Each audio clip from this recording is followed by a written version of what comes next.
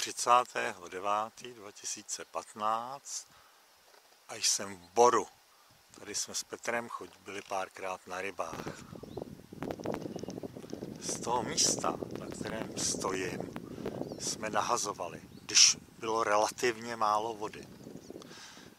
Když bylo jí víc, museli jsme až blíž ke stanům. Teď ani nevím, jestli tady nějaká voda je, to teprve uvidím, když se tam podívám. Tak takhle to v Boru vypadá.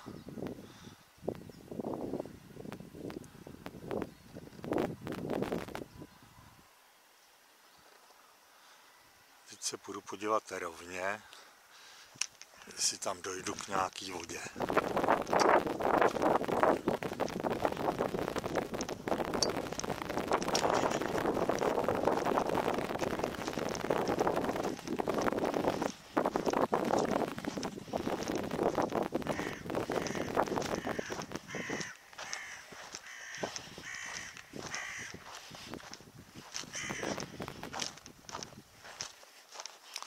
Obávám se, že o moc dál už jsme nenahazovali, tak zhruba asi sem.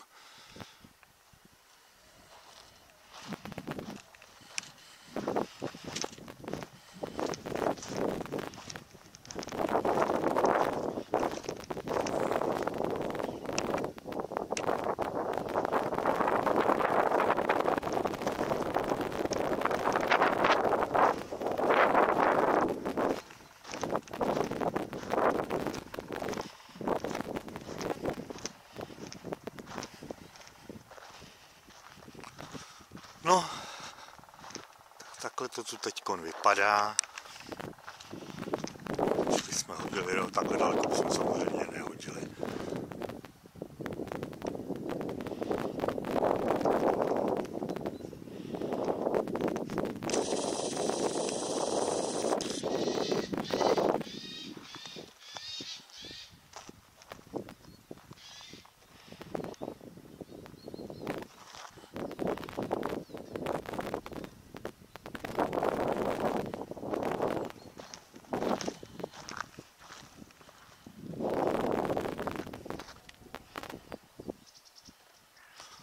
Malá měsíční krajina, bejte těch odpadků a takovýho.